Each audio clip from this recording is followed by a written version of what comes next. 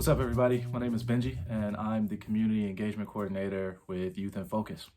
I would love to be talking to you in person, but obviously we are not in a position to be able to do that right now because of this science fiction movie that we're all living through. We have to take these precautions and make this a virtual learning experience, but hopefully we'll still have just as much fun and get just as much out of this experience as we would if we were face-to-face and in person. So today we're going to be talking about photography and how that can be used as a mechanism for protest and be used to empower people, empower movements, or to amplify the voices of movements and people all throughout the world. For this session, you're going to need a couple of things. First, you will need a camera, some form of way to be able to capture photos, and that can be a smartphone, that can be an actual digital camera if you have one. However you take pictures, you'll need the ability to do that. The other thing that you're going to need is a pen and paper to be able to jot down some of your notes. All right, we're going to also be looking at how the written word actually helps to enhance what we see in the photo. But first, I'm going to give you a little bit of background information on myself and why this is an important topic for me. So first, my dad and his brothers and sisters were the first to integrate the school systems in North Carolina. My aunt and uncle were in high school, and my dad was in middle school when all this happened. So I know we think about civil rights era and segregation, it seems like it was a long time ago, and it actually really wasn't that long ago. Going further back, my great-grandfather was the first black person to be elected to the Kentucky State Senate, and he actually wrote the bill that would later go on to desegregate the state of Kentucky. So my family actually has a pretty long history of social justice, activism, and protest. Flash forward to me, I went to an HBCU.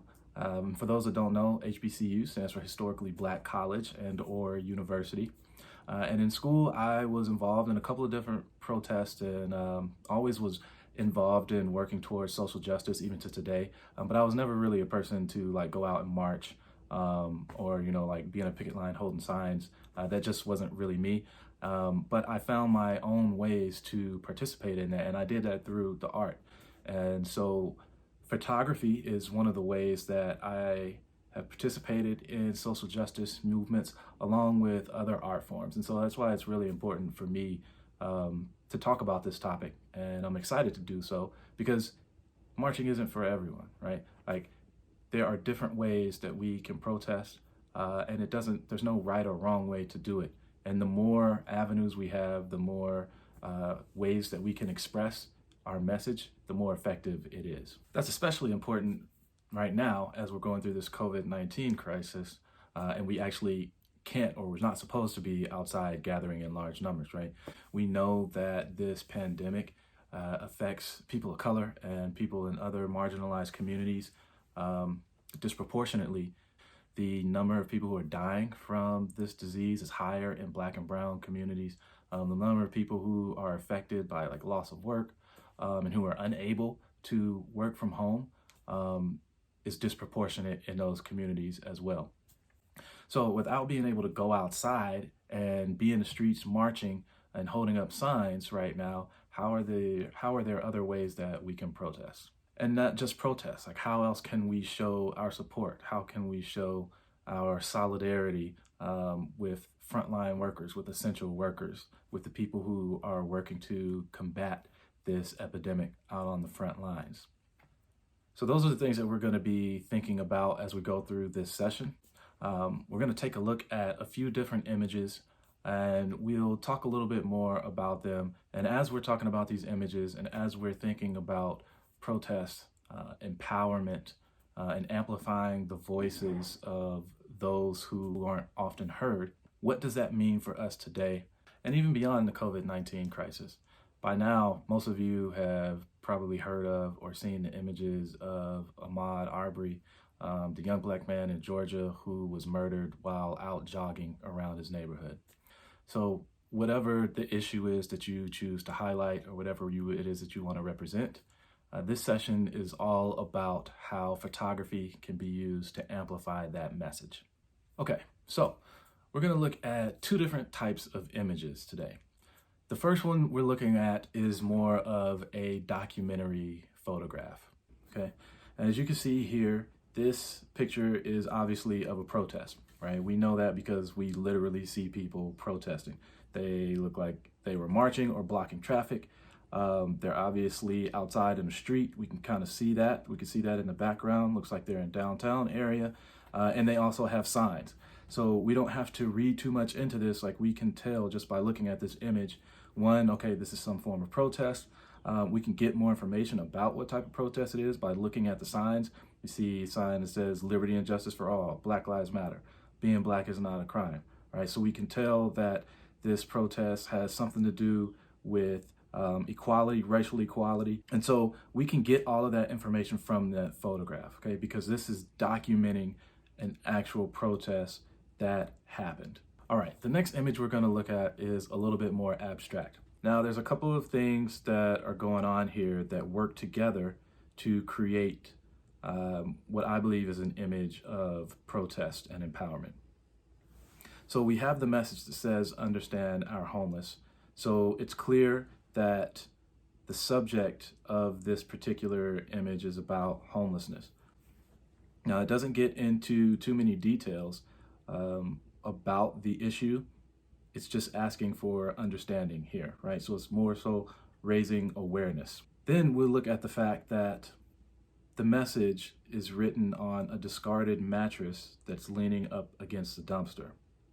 And when you think about homelessness, we do have, a lot of shelters in the area, but we don't have enough shelters and enough beds to be able to provide for all the folks out there who are homeless or housing insecure. So we end up seeing a lot of times people are forced to sleep out on the streets in tents or in sleeping bags along sidewalks.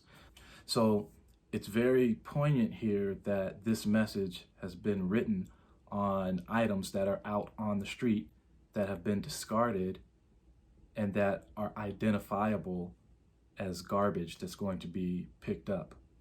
Now, when you look at this image and then you think about how people are often treated who live on the streets or who don't have housing. So when you look at all these different elements of this photo and you combine them together, there's a message about homelessness. There is a large trash can along with other things that have been discarded and just left out on the street. And then you consider the way that many people treat and respond to folks who are without shelter or folks who are living out on the street. And think about the way that society has discarded human bodies and the way that we can see them on the street and just walk past them without paying attention. So while this image isn't documenting an actual protest or maybe doesn't have a detailed message, there are many messages that are being communicated in this one image that work together to raise awareness for the issue of homelessness. All right, so now that we've looked at the different types of images, both the documentary and the more abstract, the final part that we're going to talk about today is how the written word can work to amplify or make the message even more effective. What you write about the photograph is going to depend on what type of image you're writing about. For the documentary photograph, you don't need to get super descriptive and detailed about what's going on in the photograph.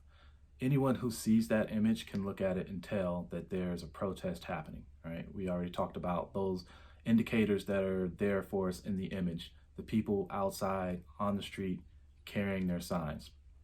So it wouldn't be effective for us to say, this is an image of a protest that I captured one Saturday in Seattle. People already know that by looking at the picture. But what they may not know is why that particular cause is important to you. So what would be more effective for this particular image would be drawing a connection to either a personal experience or giving more context as to why this particular protest means something to you. As we look at the abstract image again, with this one, it's not necessarily clear that this image is meant to be a protest or to raise awareness. So here we may want to write a couple of things that will help the viewer or help the audience understand what the message is here. But your task is going to be to take 2 photos. The first photo will be documentary style, and that again is just a photo that captures a historical moment, something that has actually happened or is happening. And the second image is going to be more abstract, one that doesn't necessarily give a clear message, but that has a message for you and that you can express to the viewer of the photograph. For each photo, you're going to write a brief description of why that photo is meaningful to you and what you hope it will mean for those who view it. Again, you're going to want to keep these descriptions as brief as possible, maybe around 3 to 4 sentences, just enough to be able to express what your intention was in taking the photograph and what you hope the viewer will take away from it. And the reason these descriptions are going to be important is because if you think about our social media feeds, we see tons of pictures every day. But what makes the picture even more meaningful, what really drives home the message, is when you can make that connection, not only to the image, but to your audience. Cool. So that's going to wrap it up for us. Thanks for being a part of this session, Photography as Protest and Empowerment. I hope that you enjoyed it, and I look forward to seeing your images. Peace.